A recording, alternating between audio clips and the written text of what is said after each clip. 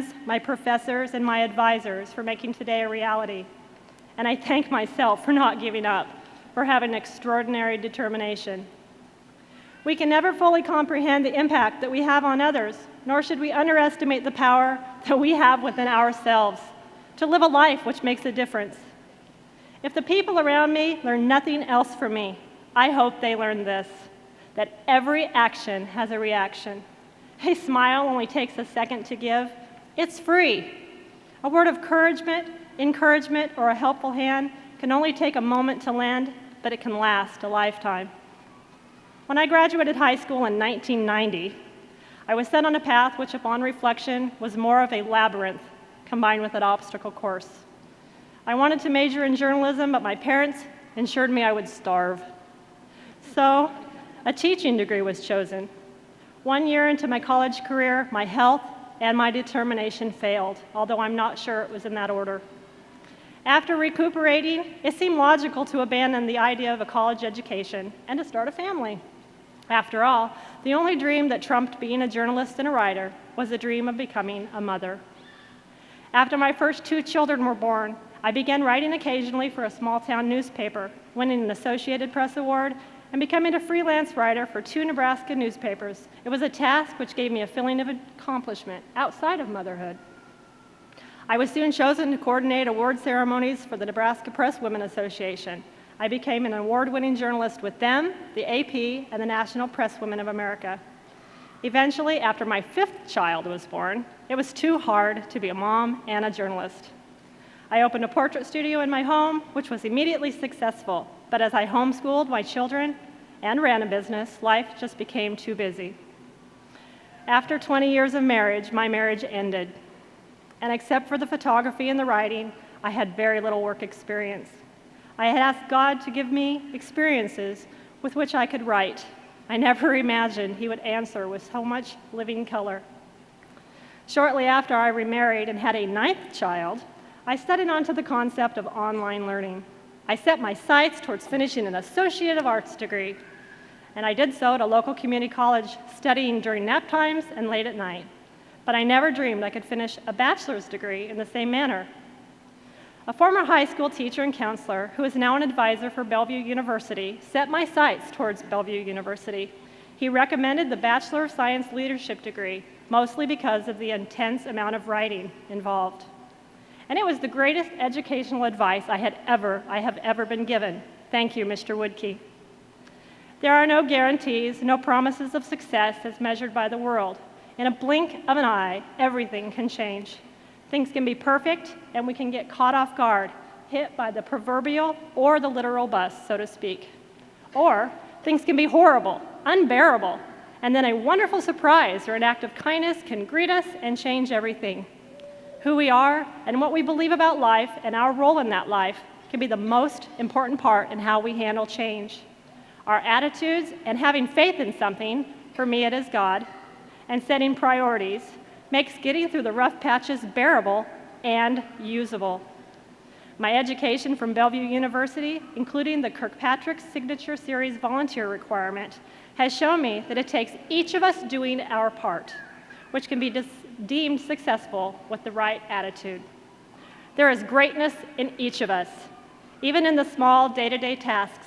Smiling, loving, empathizing, helping others, and having good ethics and morals, those are the true successes in life. Today, as graduates, we know we have accomplished a great thing. Now what? No one can completely answer that for us. We can make plans and hold on to dreams, but all too often life makes decisions without asking our advice or whether or not the plan is convenient for us. A recent personal tragedy and loss of income, one of those moments where I was hit by a bus, required me to take on more odd jobs while finishing my cohort program. But I finished, and I am standing here today among excellent company. I have tested for a job with Homeland Security, and I have made myself a 5-year plan. I will begin a master's program here at Bellevue in the fall, and I hope to finish and publish a book, start a speaking tour to help others, and save enough money to build a house on the countryside where I can devote time to helping others, writing, and spending time with my children and grandchildren. These are my new dreams. And none of these dreams may come to fruition, but having dreams is what is important. Ironically enough, I just received my Nebraska Educator Certificate, which will allow me to be a substitute teacher. Mom and Dad are proud since that was the original plan so many years ago. Life is a gradual understanding of oneself and one's place in his or her world. Success is measured in a million ways. Millions of people call Earth home, and it is the millions of differences which spontaneously work together to create the world as we know it. There was a man in my church years ago who was fascinated by those little baby carrots that you could buy in a bag. He could not imagine the patience of the person that peeled every carrot. I did not have the heart to tell him and explain that it was probably prepared by a machine, and maybe he was teasing me. Regardless, he saw the success of that task. His reality was that someone had been a successful peeler of carrots. This graduation is the reality of our world today, the culmination of a million little events in each of our lives, which has led up to us being honored for surviving whatever life has thrown at us during this time. Sure, we are being honored for our academic achievements, but our families are honoring us for much more.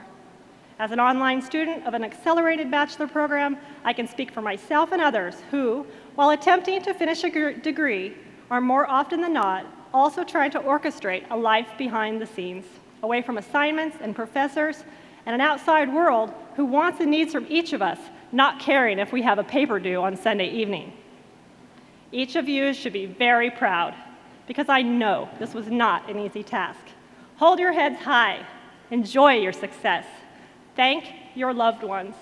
Appreciate the sacrifices and the rough patches. I tell my children, no matter how cliche it sounds, you cannot appreciate the mountaintops until you've been in the valley. Today, I am on the mountaintop. Congratulations, class of 2017. Get ready, world. Here we come.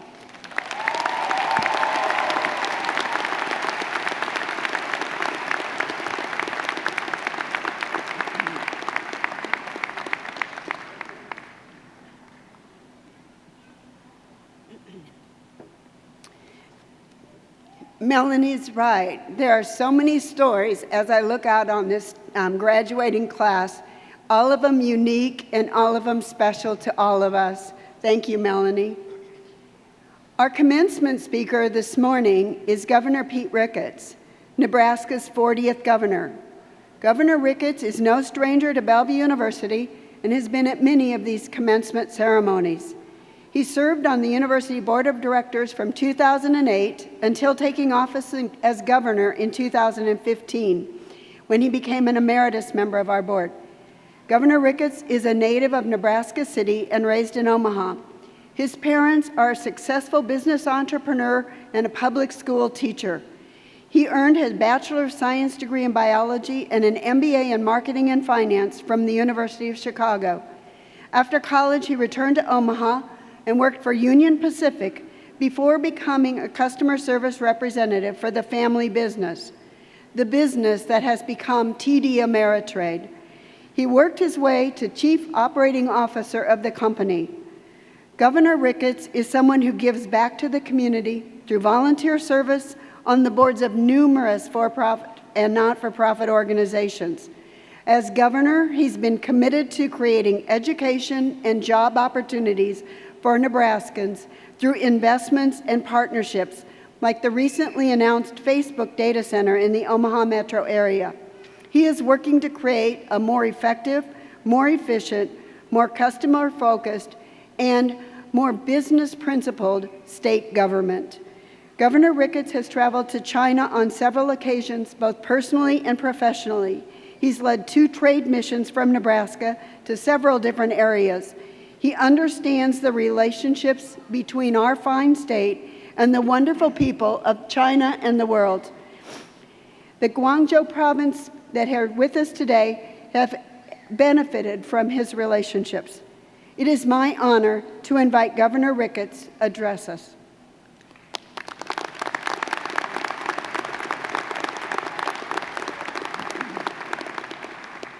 Well, good morning, everyone. Oh, come on, you can do better than that. Good morning. Good morning. Much better, much better. Thank you very much, Mary. I appreciate being invited to be here today. Thank you very much to the Board of Trustees and to all the faculty and staff who have made this day possible. And congratulations to all the families who have helped your loved one get to this day. I've got 2 seniors in high school who just graduated and will be going off to college next year. So I know that you must be relieved both emotionally and economically for helping support your loved one get here. And of course, the biggest congratulations are saved for the class of 2017. Congratulations. Yeah, come on. Okay, again, we can do better than that. Congratulations, class of 2017. There we go.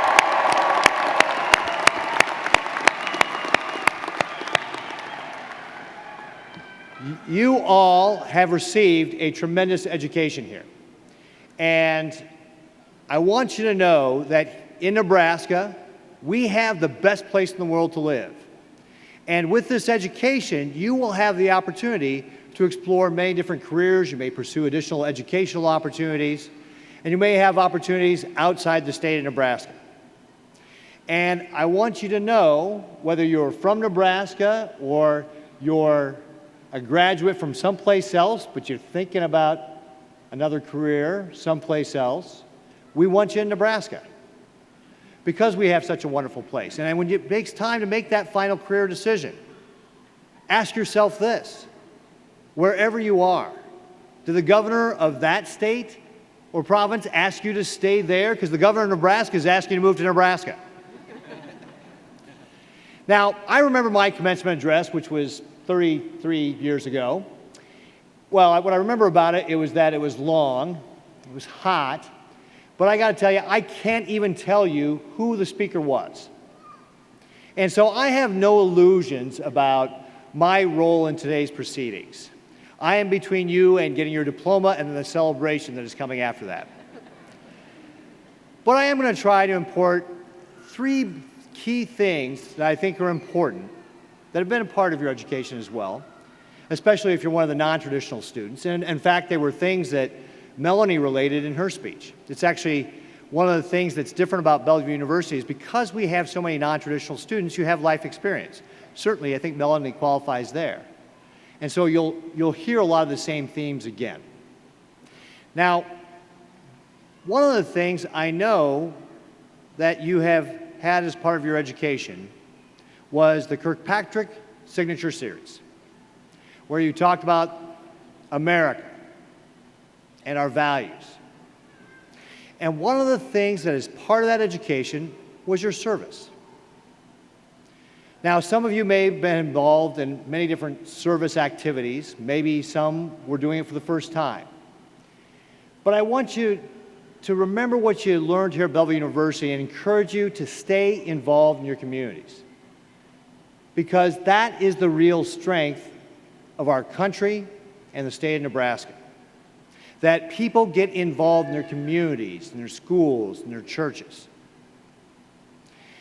Alexis de Tocqueville commented on that, about how Americans form associations for every little thing in society, for big things, for small things, for important things, for futile things.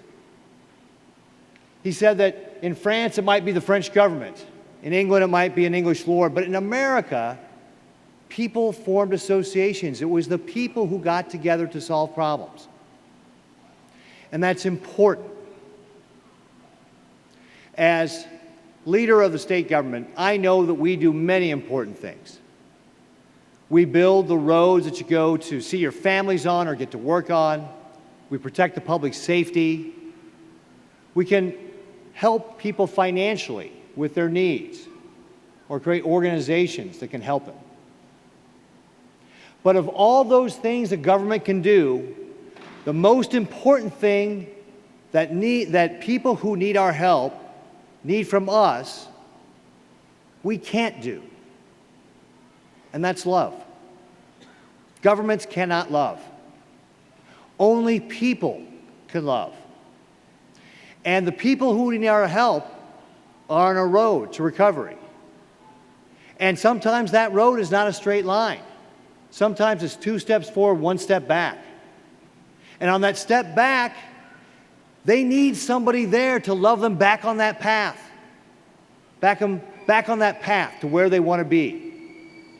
And that takes a person. That takes a person in their community, somebody local.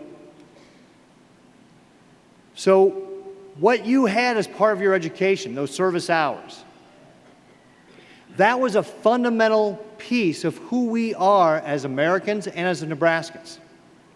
That's one of the reasons why we have the greatest nation the world has ever seen, and why Nebraska is such a wonderful place to live. So continue to be involved, whether it's volunteering at the food bank, going to visit somebody in an assisted living facility, being a mentor for a school-age kid, maybe even running for public office. These are all opportunities for us to be able to be involved in our communities and to strengthen that fabric of civic society that is so important for the success of all of us.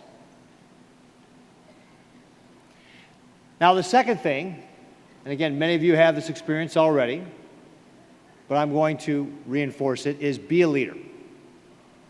And by be a leader, what I mean is be a part of the mission for whatever organization you're a part of. The janitor in a school who knows that kids will learn better if the school is clean and does the best job they can in making sure that school is clean is a part of the mission of the school, and they are showing leadership. Being a leader doesn't mean you're always in front, doesn't mean you're always the point. It means being a part of the mission. I'm going to share with you a little story. It's an apocryphal story from the Middle Ages. It's about a traveler who has come upon 3 stonecutters. And he asks them, "What are you doing?" The first stonecutter says, "Oh, I'm here with this backbreaking work. It's terrible. I can barely feed my family. It's hard work. I really hate this." And the traveler says, "Okay, well, thank you." Gives the stonecutter a coin, moves on to the next one.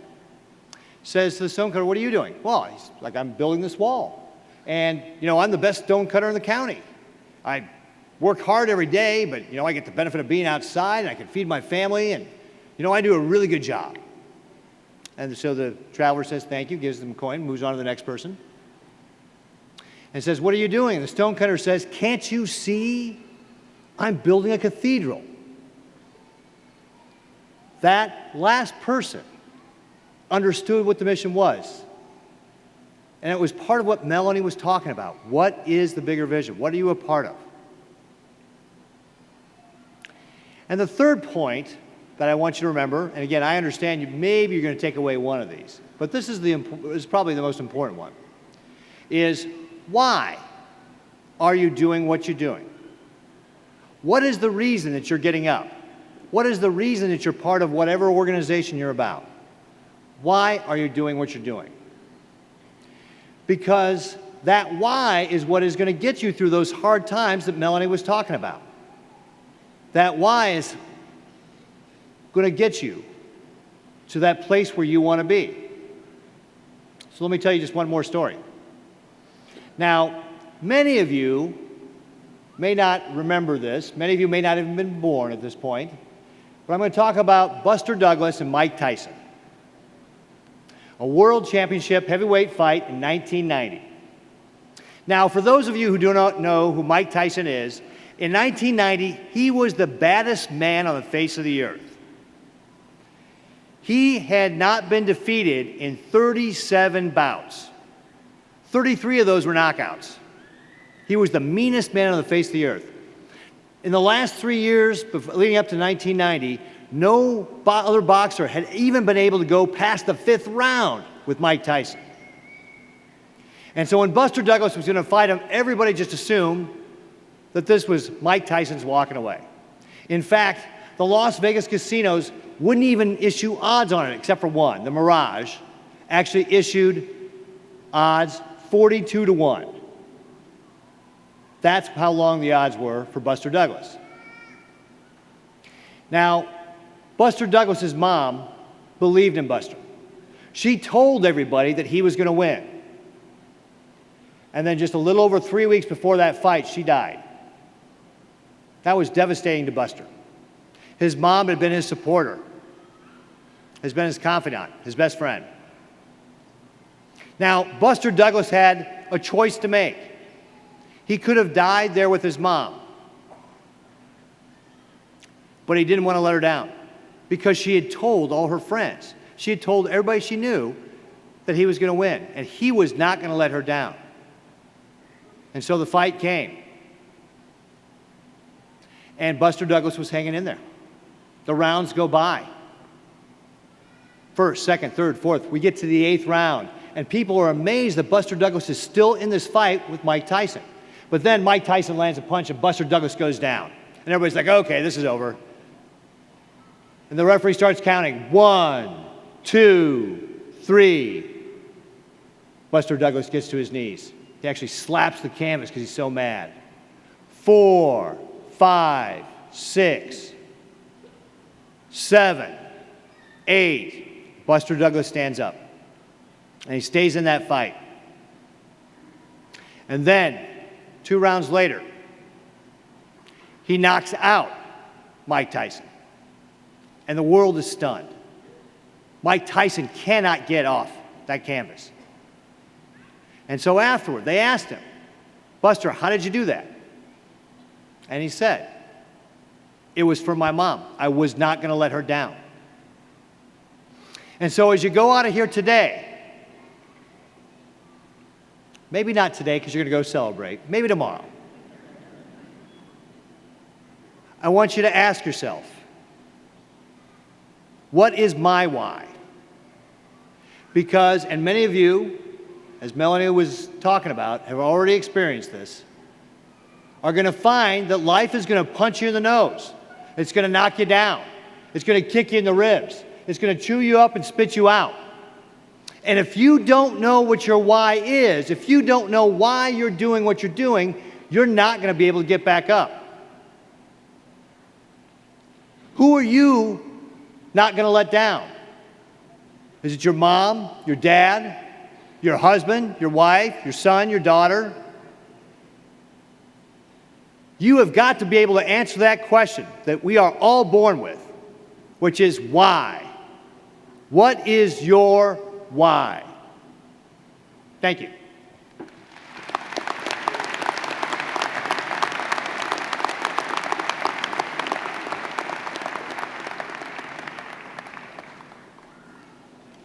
Thank you, Governor Ricketts.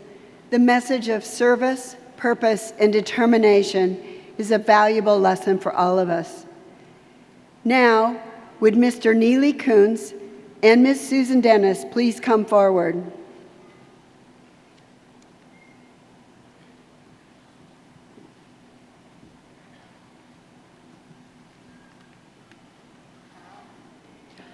Bellevue University established the Mallory Kuntz Award to recognize charitable foundations and corporations whose longstanding major financial support has helped the university become Nebraska's largest private college. This award is named in honor of Mallory Kuntz, who in 1969 became the 6th member to join the board of directors of then Bellevue College. Mr. Kuntz was a trustee of the Gilbert M. and Martha H. Hitchcock Foundation.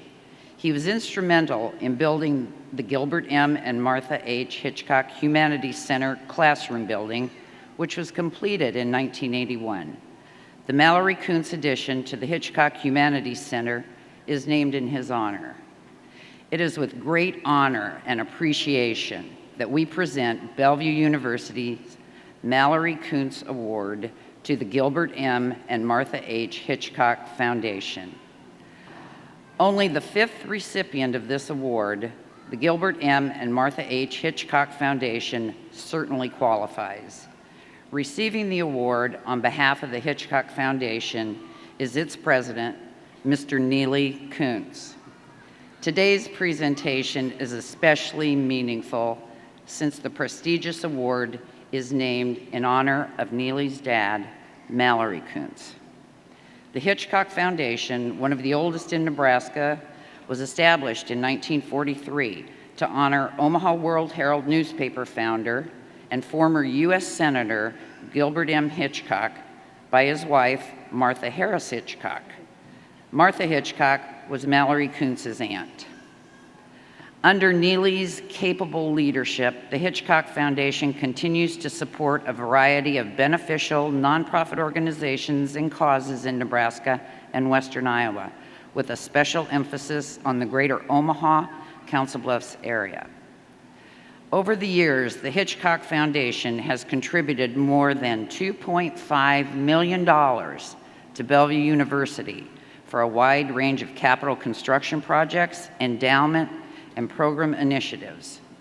Recently, the Hitchcock Foundation has supported the expansion of campus facilities and citizenship activities to increase the impact and values taught in the university's undergraduate Kirkpatrick Signature Series. So, in acknowledgement and grateful appreciation of nearly 75 years of steadfast support for community and regional improvement efforts, and for the special relationship that has benefited well over 50,000 students and alumni of Bellevue University, we are privileged to present the Mallory Kuntz Award to the Gilbert M. and Martha H. Hitchcock Foundation. Thank you, Susan. Congratulations.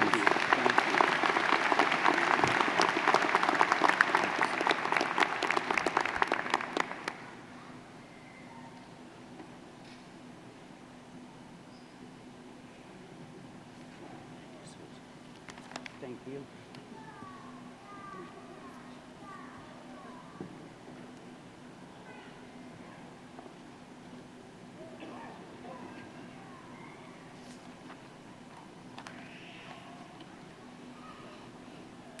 And now it's time for the main event, the conferral of degrees and recognition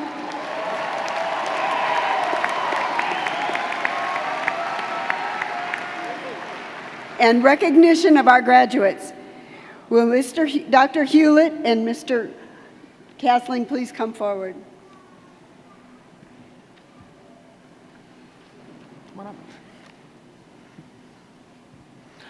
Will the candidates for graduation please rise?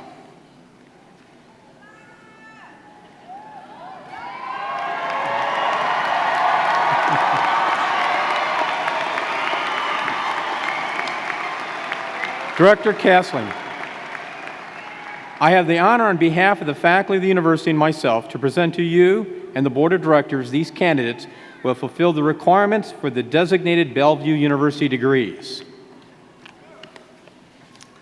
By virtue of the charter power granted by the state of Nebraska to Bellevue University's Board of Directors, and by reason of recommendation from the president and faculty of Bellevue University, be it known to all those present, on behalf of the Board of Directors, I hereby confer the designated degrees upon the candidates, together with all the rights, privileges, and responsibilities pertaining thereto.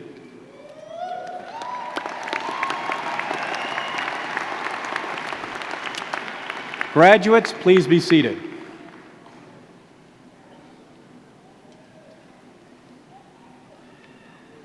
Bellevue University embraces tradition and change in our mission, our vision, and our commitment to the Signature Series that you have experienced.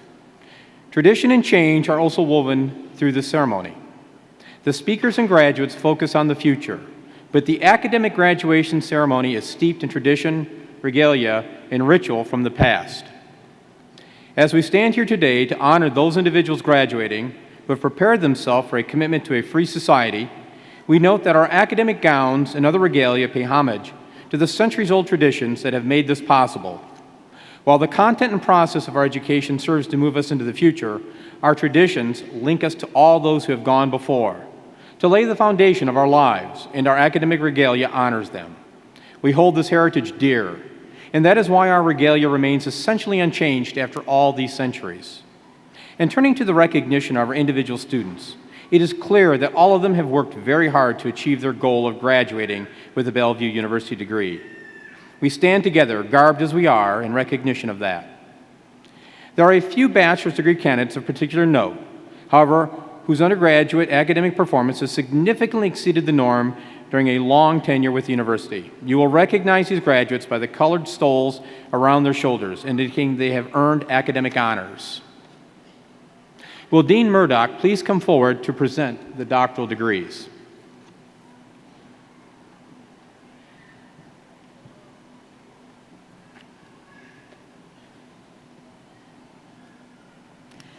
Today, we begin the degree awards with the hooding ceremony for the PhD graduates.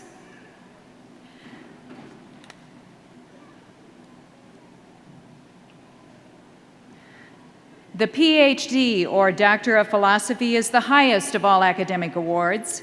We are very pleased today to present 5 graduates from the PhD program in Human Capital Management. Dr. Mary Hawkins and Mr. Mike Castling will assist in hooding our PhD graduates and awarding their diplomas. Also participating in the hooding are the graduates' dissertation chairs, Dr. Stephen Linenberger, Dr. Carolyn Yusuf Morgan, and Dr. Jennifer Moss Breen. Our first PhD graduate today is Jenny Frumer.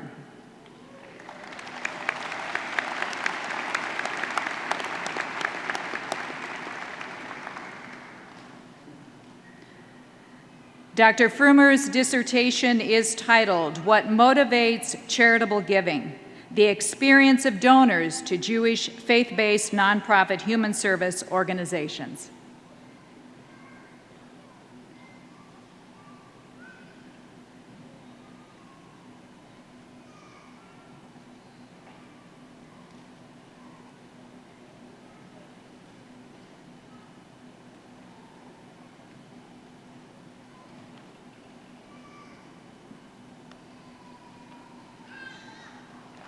Congratulations.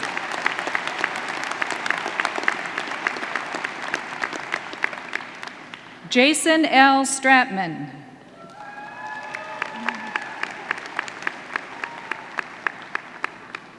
Dr. Stratman's dissertation is titled Psychological Capital, Safety Climate and Unsafe Behavior Experimental Study of a Mediated and Moderated Model.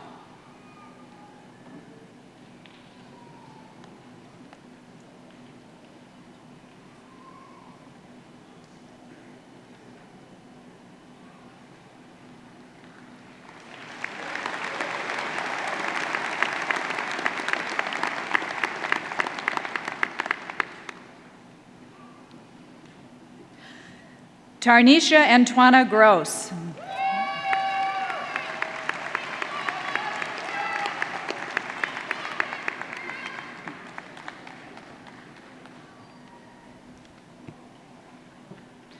Dr. Gross's dissertation is titled, "It is Scary at the Top, an examination of the fear of social exclusion on narcissistic leaders and its implications for organizational followers."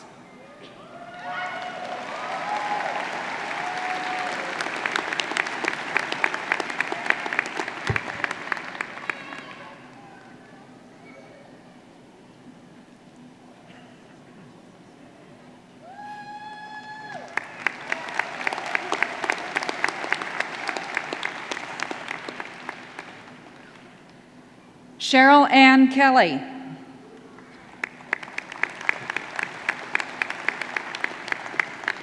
Dr. Kelly's dissertation is titled Divergent Leader-Member Exchange, LMX Views, Experiencing Unwanted Outgroup Designation.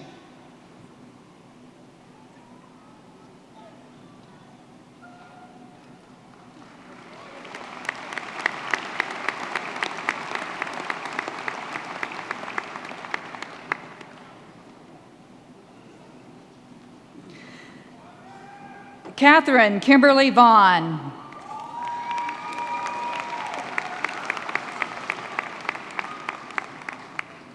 Dr. Vaughn's dissertation is titled Productive Humor and Leadership Effectiveness, a Grounded Theory Ethnography.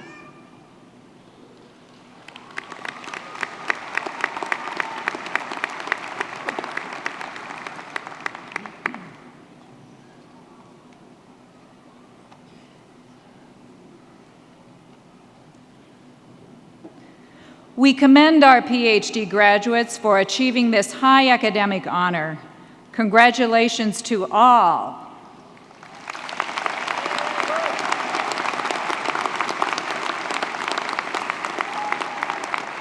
You may return to your seats.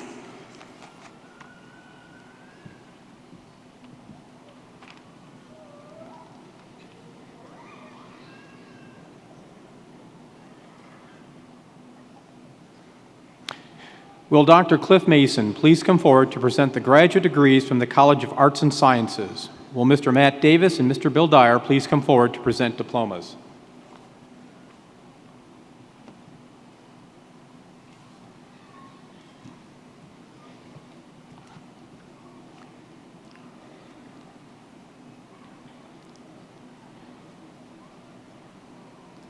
Good morning. With a master's degree in clinical counseling, Kimberly Callahan Allen. Nicole Charlotte Berry. Lisa A. Bisland. Jordan Matthew Brakefield. Kelly Kathleen Brown. Jessica Ann Comstock. Brittany Marie Craig. Antonia Marie Dorsey. Michael John Elland. Stephanie D. Halderson. Ruby D. Hurd Howard. Lisi Rochelle Killo. Alma Lopez Arayan. Jackie Marie Milos. David Allen Oliverius. Ambrose Nicole Pope. Jashawn M. Roberts. Anne Marie Ross. Carrie Taylor Stevenson. With a master's degree in fine arts and creativity, Latoya Leilani Carter. With a master's degree in emergency management, Susan Valerie Leffler. With a master's degree in healthcare administration, Paul Brian Mulhollick. Dennis McCory Mose. Tiffany Elizabeth Nordmeyer. Rebecca Paulman. Videhi Dushant Patel. Ryan Allen Rives. Jeannie M. Seidel. With a master's degree in human services, Heather Ashley Baker. Emma Darlene Epperson. Val Henderson. Monteya L. Jackson. Julie Janine Mahoney Barnes. Kimmy LaRae Murray. Russia Shambui Smith Patterson. With a master's degree in human services administration, Stacy Pire Burrell. Megan Marie Downey. Corin N. Kopp. Jacqueline Angelina Munoz Akins. With a master's degree in justice administration and crime management, Blake Bingham Giles. Marika Elaine Holland. Daniel Vega. With a master's degree in managerial communication, Irina Danielle Decker Keller. Donald G. Harris Jr. Dusty Hawkins Schill. Jacqueline Diane Martin. Sarah Loren Sockeld. With a master's degree in professional studies, April Victoria Garcia. Robert D. Keith Jr. Anita Marie Chappé. This completes the master's degrees for the College of Arts and Sciences. Thank you, Mr. Davis and Mr. Dyer. You may be seated.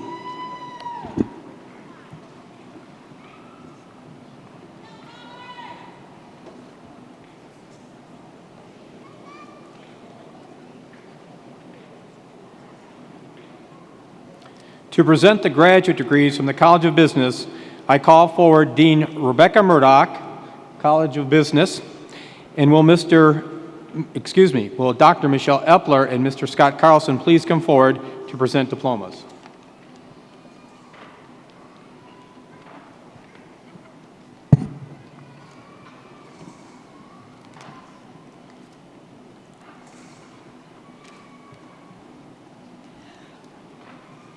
With a master's degree in accounting, Matthew J. Hammonds. Anuja K.C. With a master's degree in acquisition and contract management, Carrie Elizabeth Carbajal. With a master's degree in business administration, Kamlan Napeli Amegbeto. Rosie Ariel. Magarvan Asimaya. Jennifer Michelle Beard. Morgan Brazil. Carissa Darlene Buhner. Regina M. Bush. Kenneth Duane Ellison. Ralph Ifide Oweno. Carmen Evans. Carol Dawn Flynn. Ben Gao. Amanda Lee Groff. Laura Ann Henkenius. Diana Herrero Escamilla. Nathan H. Hill. Tong Min Chow Holt. Adam John Holtz. Desmond E. Johnson. Jessica Lynn Johnson. Amber N. Joyner. Ben Kirkland. Kathleen R. Krawcheck. Lee David Kishwanis. Ryan Lynch. Marjorie Moore. Patience Mundundulu. Midea Enzimbise. Gertrude Vanessa Ngono Etsudu. Jason Dale Nickman. Omo Vanessa Ombamwani. Andrea Aaron Perez McCracken. Kristen J. Porter. Mary T. Price. Michael Robert Reagan. Justin M. Rickley. Angelica Nicole Robinson. Brett Robert Selk. Mesan Sinovo. Kayla May Stellick. Michelle Louise Strong. Heather Mai Huang Tran. Janine E.